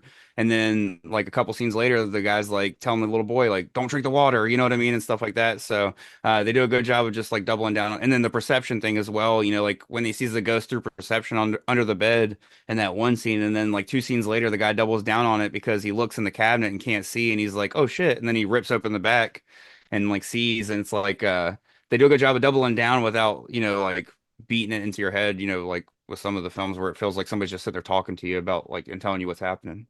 Yeah, that scene you're talking about was scary where like the guy's like his like hand is kind of like stuck to this cabinet because the entity is like sucking his blood through the other side. And yeah, they go to open the cabinet and then like basically all hell kind of breaks loose. And I remember the guy's about to shoot. He's like, "Don't shoot, don't shoot!" Like, You're and not prepared. yeah, yeah. Yeah. I mean, that whole, like, again, not really explained, but whenever they kind of showed like that alternate dimension, like, it scared me, when they showed, the guy under the bed, when they showed the guy in the cabinet, I'm like, you're just not expecting it. And I don't think we're spoiling anything here. We could tell you exactly what's going to happen. And I guarantee when you watch it, you're going to feel very, very different because you're not going to expect the way it's kind of like, when it happens or how it happens. Yeah, I thought that like really freaked me out, especially like underneath the bed. I was like, ah, shit. I'm like, that's scary. And then the little boy puppet is fucking wild. Like that shit, Oh the God, way the they little handle that is boy. awesome. Oh, yeah, the little boy was. Oh, we forgot about that. Oh, that was so creepy. Oh God, it's like it doesn't even do anything. But why was that the scariest thing in the world? I don't know why. Like Yeah, literally, just just to explain it from the audience, like I think like the third storyline that they kind of pick up is like this woman whose child died brutally that we saw, like all of a sudden just showed back up in her house and is sitting at like the kitchen table or sorry, living room table or dining room table, and he's got like a glass of milk and like a bowl of cereal or something, and like they keep saying like I think I saw it move, and like there's times where you kind of see it move a little bit, but it's like and if the question is like, did this woman dig up her dead son because she's dealing with trauma and loss, or did this thing come back? And you find out obviously, but yeah, it's fucking scary. Just that thing just sitting there for long periods of time, yeah, and then at some point, like the milk is spilled, and you're just like, what is fucking happening here? freaked me Very cool, out. very effective. Yeah, Yeah, no, it's like literally nothing. It's daytime. It's just a boy sitting at a table. Why was that so scary? It was very effective. And you kind of start seeing it like, yeah, I think it moved. yeah, I'm like watching for it. I'm like staring at it. I'm like, is it moving? Is it alive? Like, and you kind of know, like, okay, this is definitely a ghost, right? Because like otherwise we'd have no movie. Yeah, the But stories, yeah. yeah, like, but you're still like waiting for something to happen, and you're waiting for it to jump up or do anything, and like it's super intense. Man, like I don't want to stop talking about this movie because I don't want to talk about the other one, but let's wrap it up. So I'm gonna give my rating first on this one, and you two are going to drink, if I remember correctly. I Yeah. love this movie. I give it I don't do this often, but I'm giving it 4.5. I thought it was really Damn. good. And I can't wait to watch it again to see if there's things I didn't pick up on. So that's what I'm gonna give it. I'm giving it a 4.5. So that's on you two to give me some sips. All right. Cheers, Tim. You got it. Cheers. Woo. I would say the last thing I need right now is 4.5 sips, but it was it was a good fucking movie. So I will definitely drink to that movie. And since I'm talking, I guess I'll go next. I really like this film. Actually liked it more the second time I watched it, even though I knew every single thing that was going to happen, even though I was prepared for all the scares and stuff like that. Actually, I think it was scarier because now I wasn't like trying to figure out the film. I was just kind of like chilling with it and just letting it like happen. And I was letting myself kind of like fall into it and be scared. And yeah, I set up the atmosphere. It's by myself. It was late at night, watching it in the dark. I got fucking scared. That happens once every couple years. So I have to give it props for that. Guess what? 4.5. Woo! I wonder what Tim's gonna give it. Damn, dude, you guys are hitting double in one night because I'm giving it a 4.5 as well. Oh I was just shit. mostly because I'm with you guys. So I went into this expecting to kind of have it even with When Evil Lurks because when Evil Lurks blew me away so much with like the crazy stuff that happens in it and stuff. But rewatching Terrified, it just solidified how much I really enjoy this film and why I was so excited for when Evil Lurks when it even came out. It was just Terrified just is so good and it's so unique, with the haunting story. Like haunted houses are so beaten to death and or like it was nice to see it spread into a whole neighborhood and the way they tackled it and everything. So now the way that he sprinkles details into the plot without beating them into you, and then as well as the way he uses relationships to kind of like really get under your skin, from the opening scene with the wife and husband to the son and the mother, and all this stuff. So, and then even the policeman was like an ex-boyfriend of the mother Yeah. and stuff. So, and then the way that he was kind of there as the everyman, but, at the same time, was like still a police officer and supposed to be, like kind of a little higher than like a normal average citizen in the way of like dealing with crazy shit and stuff. But no, I really enjoy this film. The scares are still scary even after seeing it for the second or third time. I think this might even be my fourth time watching it, just over the years and stuff. But definitely the first time in a couple, like at least in over a year. So no, it's still creepy right from the get go when she starts talking about the voices to the very end, with the chair, without spoiling it. But no, I really enjoy this film. So 4.5 for me as well. So another. Hell yeah. All right, I'm gonna finish my drink here. You guys are killing me tonight. So, all right, let's do it. Four and a Cheers. half. That's it. Done. I'm gonna have to I get tell you some what, after ice. like my third glass, like this is Templeton's a little better. I'm kind of enjoying it a little more. All right, so that was Terrified. We're gonna move on to another movie. We're gonna move on to the 2022 film Smile, and I never really wanted to watch this movie, to be honest with you. I kind of avoided it. I think I started watching it years ago and kind of just like didn't really want to do it. But, there is a sequel out and people are talking about it, and we try to watch at least one thing that's going to be trending. So, yeah, we watched Smile from 2022. I will give you the plot really quick if you do not know it. After witnessing a bizarre traumatic incident involving a patient, a psychiatrist becomes increasingly convinced she's being threatened by a supernatural evil force. And basically, this movie is this woman kind of struggling with trauma, reality, and basically being haunted by this evil spirit that only she can see that drives people to kill themselves after about a week or so and then passes on to somebody else. It is the director's first film, I think. He did a short and then they loved it, I guess, and decided to give him the reins to make this movie. As you can tell by my tone, I did not like this movie. There's a few things I didn't like about it. I will say the number one thing I didn't like about the movie, as Jerry knows, is they do kill a cat in it, and I have a hard time with that in general. To be honest, like I'm kind of over the killing animals for shock value in movies. Just like there's got to be a better way to scare people than do that at this point. It just feels cheap to me. Kind of over it. And I also feel like that scene in particular, I feel like I've seen that scene in a movie before, and like the scene is they're at a birthday party and this kid opens a present and it just happens to be this woman's dead cat. And I can't think, I feel like I've seen that in three other movies like in the past like 2 years. And so it wasn't even like it was an original way to do it. So which The made it annoy me even more. the film is familiar. It is definitely a combination of many, many films kind of like mashed up, put together. So yeah, this is this guy's like first film. They gave him $17 million to do it. And it feels like it is a bit of a mashup between like The Ring, Final Hmm. Destination, It Follows, name Yeah. name three other Terrified, like name any other film. It feels like, this guy was definitely just kind of like sitting around watching like every like iconic supernatural film and just kind of like made like a mashup and made this exact film. So this is the second time I watched this film, and the first time I watched it, I hated it. I couldn't stand it. I'm gonna say this time I watched it, it was a little bit better. You know what I'm saying? There were definitely some things that I liked about this film. I'm not gonna sit here and I'm not gonna bash this film for the whole time. There were definitely like some good parts to it. But yeah, a lot of it kind of feels like contrived or pulled together from like some other film. But what I really want to say is like when this film was first coming out, I thought the marketing was like really, really good for this film. And I haven't seen marketing that good probably since like Blair Witch. And really, if anyone doesn't remember, I mean, we're just like kind of coming out of like COVID and the world is opening up, and this film was coming out. And they would basically just take some of the actors from this film and just have them show up to like these public places, like a baseball game or something like that, and just look creepy. And the cameraman would kind of just catch him.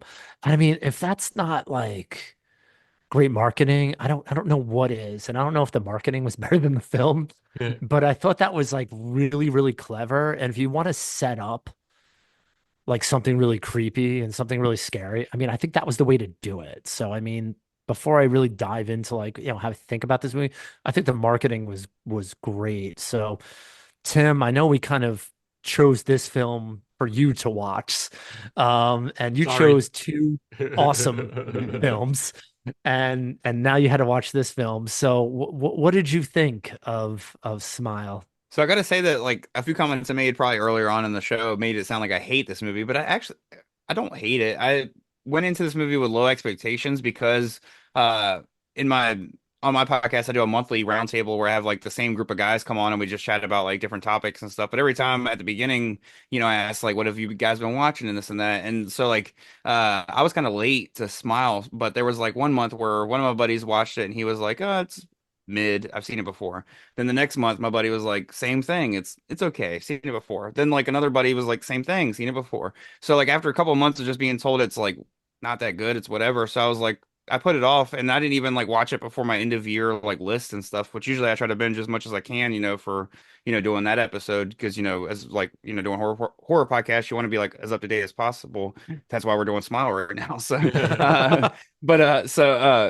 it was one of those things that finally, after like even after doing the year end list, I was like, well, let me get around to it because it's on Paramount Plus anyways or whatever. So I watched it and I didn't really hate it. I thought it was decent enough, but I'm with you 100%, Jerry. Like when you said this is an amalgamation of so many fucking movies, and I think that's the only reason I didn't hate it is because it was done in a way that still didn't feel like I guess it didn't because it didn't focus on one movie. It was like 12 movies put into one. It didn't feel like it was completely rehashing one film, so it was a little easy to like just enjoy the ride. And one thing I enjoyed is that it does a good job of like making you look one way for a scare and bringing a scare from like another direction, you know what I mean? And like hitting you with that like misdirect and stuff. So it has some like actual legit good scares in it. And Sophie Bacon, I think if it was anybody else doing that lead role, this movie could have failed horribly. But no, I think this movie's solid, but definitely not anywhere near as strong as the first two films we talked about for sure.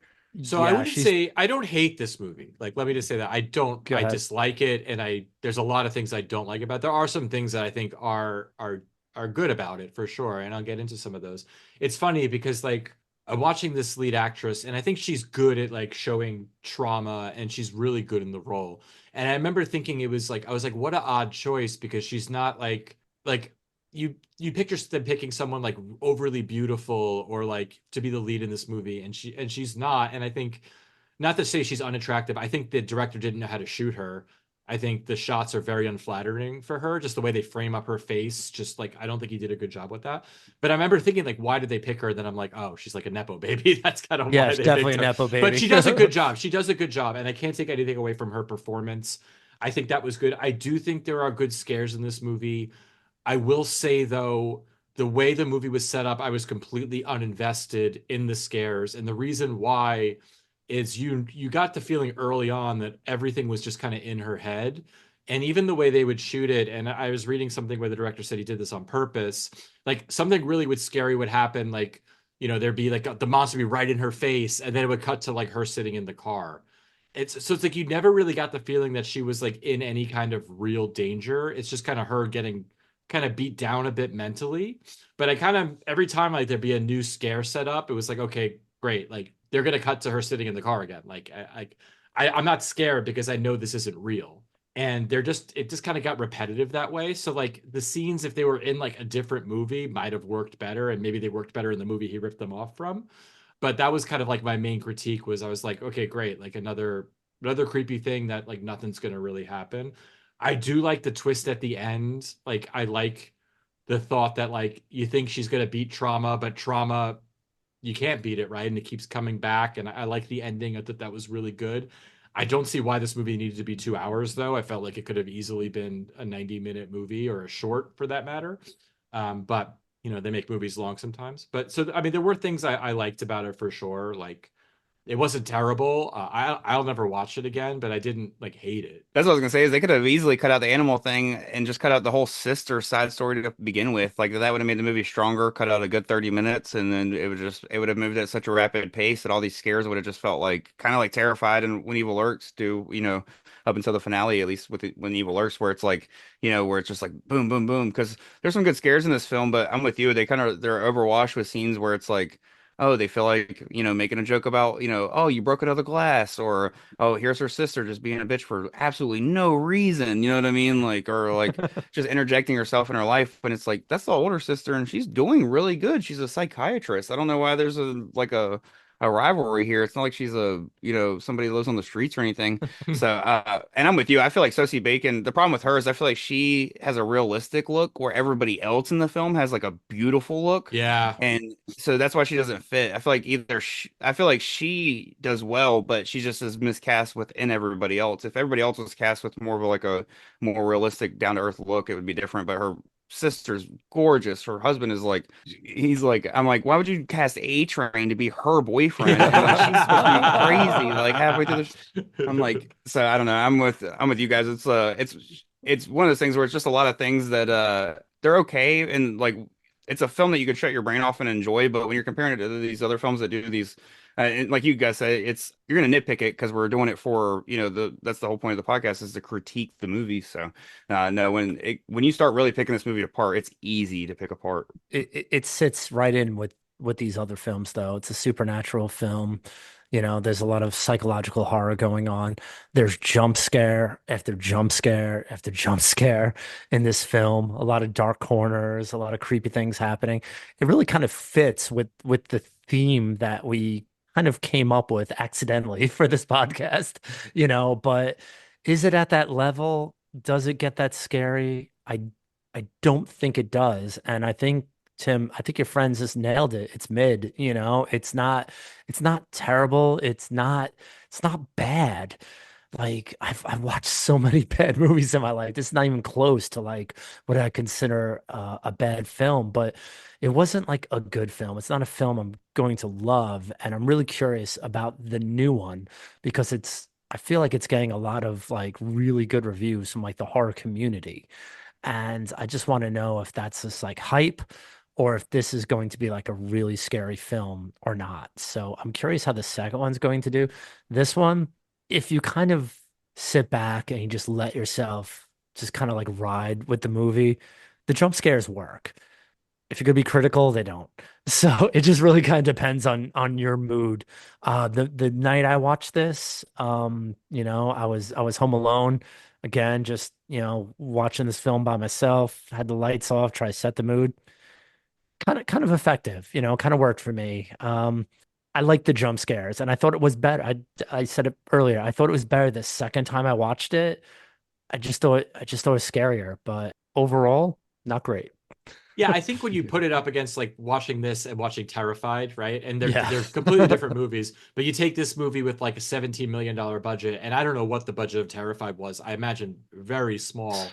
And like the same kind of movie, but just done differently. And like one is really fucking scary and fucked up, and the other one is like Smile, right? And it just makes you like it does fit right into kind of the movies that they make now. Like I know this wasn't Blumhouse, but it feels like every Blumhouse kind of Yeah. movie that they put out. I will say that the concept of like of smiling like insane kind of person like is kind of scary. Like that smile image is creepy. So like I get it, and that's probably what happened. They had like this idea, like, oh, what if there was like a creepy smile? And, like, let's make a movie. It's Okay, creepy. Yeah, let's it pick is all of these creepy. different things to make the movie. I feel like they like, and I didn't see the short, and I think the short is actually like the story, the very beginning of Smile. I think is like the end of the short, or like the short like somehow fits into this world. And maybe that's good. I don't know. I haven't seen it, but it just felt like they had this one small idea, and then we're like, okay, here's some money, make a movie, and There's two like, hours. yeah, yeah, here's two You know, hours. it's two Like, hours. See you could do with 2 hours. Listen, there were definitely some. All right, so there were some like really fucked up like scenes like in this film, and I think before like when you alluded to it that we didn't know if it was imagined or if it was real. But when we were watching it like in real time, it was kind of crazy. So like that scene where Rose goes to the hospital and she wants to kill basically that patient that she was working with, and she just starts stabbing this guy like kind of like in his throat, and she's like yelling, and then the patient starts kind of like yelling, like mimicking her, like yelling at the same time. I mean, that was like so fucked up, and I was like, man, that is really creepy. And it ended up being like something imagined. Again, it cuts to her just sitting in the car, but at the time, we didn't know that, and that was like a brutal, brutal scene. I mean, it was gory, and I just think like it had some, I guess, magic in the film, but just tiny little like snippets of it, just not enough to like run for 2 hours. But I mean, there were some messed up parts in this film. To me, the like saving grace is that very final like minute of the film where they use a practical monster.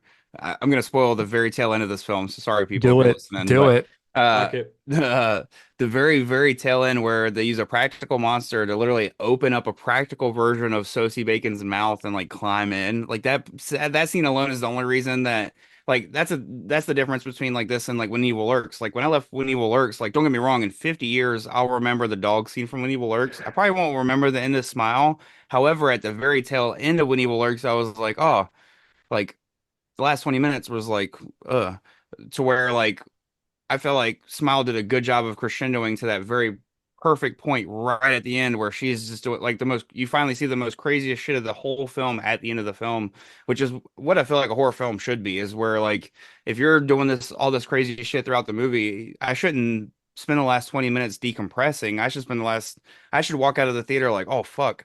And like luckily I didn't see this like in the theater. I just watched it on Paramount Plus. But if I would have walked out of the theater, that moment would have stuck with me on my drive home for sure. Like the fact that he straight up like rips her jaw open and climbs in, and then not only that, but then like the curse is still there and stuff. So, no, but I'm with you guys. Like Damien Rugna did two films that are completely separate from each other. Did them on these low budget indie horror films, and he to me, just like Coralie Forget, who did The Substance we mentioned earlier, like he immediately becomes a director to watch. Just like she did with two films of Revenge and The Substance, to where Finn Parker is like I'm stoked for you, and I'm stoked you had the best uh profit film of 2023. But as far as I'm concerned, I'm not gonna like seek your film out just because you did it. Because Smile was, like you said, like we mentioned, it was very mid. Where these other films are at least unique enough, and like this is borrowing from so many other things. I don't trust in his vision enough to where like Damien Rugna, even with the lackluster ending of When Evil Lurks, I still trust in his vision so much that as soon as you tell me a film of his is out, I'm go see it in theaters if it's in theaters. So Yeah, You gotta go see it. completely agree there. And I will agree with you on the ending. I do think this ending of Smile was really good. I think they nailed the ending, which is something that you don't see very often in a lot of these newer movies. And it's a bleak ending, which I'm shocked that they did, because our American audiences don't do well with these super bleak endings, but I appreciate that. And I do think, yeah, the last 20 minutes of the movie is kind of probably the best part of the movie. I just wish it would have got to that sooner. yeah, I agree. Cut out that sister shit. Yeah, you don't need that. You don't super need that dark plot at ending. all. Yeah, the whole sister thing is just kind of like, and it doesn't really fit into like they're both like dealing with trauma in different ways, I guess, but like it wasn't necessary. There was other relationships she had that you could have kind of built into, and like even like her, her boyfriend or whatever, A Train, like he's kind of like barely a character in it too. So it's Yeah. like they could have maybe developed that more, and that would have been more interesting, I think, like than this sister character. Or I don't know, or they could have cut him out too, maybe. Like maybe he wasn't really contributing either to the movie. Just bad writing, I think, just in general.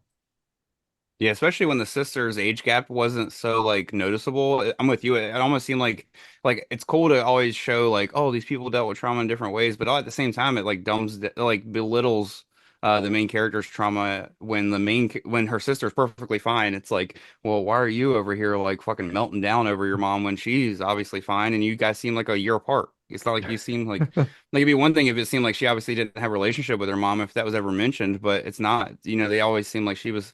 Oh, you just weren't around when mom was sick. It's like, what are you talking? You were 10. Like, how Yeah, were you not around? Like, that's a good point. That's a really good point. like Yeah. yeah, it kind of like just flushes plot. It just fills the movie with more problems than fixes them, in my opinion. Plot hole. But yeah, but Definitely. like you both kind of said, like I think if you're just watching this movie, it's just like I'm gonna watch a movie. I think it's an accessible kind of movie that you could probably watch on like a date with someone who's not necessarily a huge horror fan. But if you're trying to like analyze it, and if you're like a super big horror critic, you're there's plenty of things to find fault with. And you know, look, that's what we are, right? We're here to talk shit about these movies, and that's that. So yeah, things I liked about it, a lot of things I didn't like. I'm not gonna ever watch it again on my own. Like, will I, you know, if someone puts it on, am I gonna be like overly pissed off? Probably not. I'll sit with it. I'll probably leave during the dead cat scene, but I'll, you know, I'm not gonna like be like, oh no, I won't watch Smile. Like, you know, whatever, fucking put it on. It's a movie. If it makes you feel better, the dead cat is apparently all CGI because the puppet they made looks so horrible that they CGI'd in Oh, a that's complete. funny. Does That make makes me me feel feel somewhat better, better. actually. Yeah, yeah. I Yeah. just I just don't like that glorification of any sort of animal cruelty in a film. I just, Tim, I don't know if you listen to the show a lot. We call it like banana peels, and that's when they just throw something out there just for like an easy escape. It's like let's throw this out there and let's get out. So a dead animal in a box, that's a banana peel to me. It's stupid. It's just like it's I can't even explain it. I mean, even with, when they shot the dog with One Evil Lurks, I mean, I don't know if they had to show these things. I think it would have been a lot more evil if they let that dog live, personally. And I think the cat didn't even need to be a part of the storyline of this film. So it was stupid, and it was just like a cheap scare. And we just don't like that. And I just feel like, as much as we evolved in like the horror world, it's like we just kind of rely on like some stupid tropes, and that's definitely one that we need to move on from it. Just write better, guys. Just get out there and write better. Stop it with the fucking animals, especially cats. Yeah, and look, the Yeah. implication is that she did it, right? Because the ghost or the cursed wasn't like manipulating, it wasn't killing actually people. It like made you kill yourself. So like if the implication is that this woman killed a cat and wrapped it for a son, I don't care if she's possessed or not. Like how am I going to care about this character at this point? Like, Yeah, fuck you know, her. you did that. Like, you know, and she didn't do anything. And here's the thing why it's weird. It's like she did that, but did she do anything else that was like really fucked up? No. It's not like she was like killing a bunch of people or like just doing anything that like risque or whatever. Like she's basically like kind of normal, and the only thing that like the quote unquote ghost made her do was kill a cat, and like that doesn't make any sense. And then Banana again, peel. It's dumb. I can't care about this character. I'm like, she's a piece of shit. Yeah, fuck her. I'm glad she's dead. Yeah. All right. So we're gonna wrap this up. That's Smile. I've been giving my rating first, so I'm gonna let our guest give their rating. So what do you give this 0 to 5? I'm gonna hit exactly where we were mentioning. Like the kids say, it's mid, so I'm gonna go 2.5. It's fair. It's not horrible. Like there's enough good scares. I like the way that it lands on the ending, but I'm with you guys. They could have cut so much out, and I'm even a little bit more forgiving with like animal kills. But I'm like, at least write them into where they make sense. You know what I mean? Like one of my favorite films is Funny Games, and I love the fact I mean, they kill a dog in that, but these people are fucking vile, evil people. I'm with you, Rich. Like you said it. It's like, why would she kill the cat? That seems out of character for even the demon that's doing all this stuff. I don't. So I'm with you guys. It's like there's so many things in this film that just seem like forced in because they're like ripping from other films. You know what I mean? Like the cat kill, like you said, it feels like it's from another film because it probably is. Just like the head dangling kills from Terrified, or you have the tall man or the person walking through the doorway from It Follows. There's like so many scares in this that are straight stolen from other films. Even the drool that the monster does is straight from Alien 3. So no, there's so many things about this film to there's a lot of things to enjoy. I think Jerry said it. It's like a good date film. It kind of feels like that film Mama that Andy Muschietti did before he did Yeah. like or like where they're like when you watch them and pick them apart, they're fucking horrible movies. But when you just watch them and turn your brain off, of course there's enjoyable shit. But no, as a diehard horror fan, I can't get behind this one. Is like it'll be forgettable. Where in 50 years, I'll remember the dog scene. I'll remember the guy coming out of the wardrobe and terrified in the film stuff, and the woman going across the bathroom. But I probably won't remember anything from Smile because I'll remember the better versions that were in It Follows or other things. So 2.5. Agreed. 100%. All right. All right, Jerry, go what ahead, about Rich. you? Oh, all Want right, me to I'll go? go. I'll go for it. Yeah, Yeah. go ahead, go. Go All for right. it. So I'm with you, Tim. Very mid. I probably would give it a 2, to be honest with you. Um, but I do gotta, I'm subtracting a point for the cat, so I'm giving it a 1.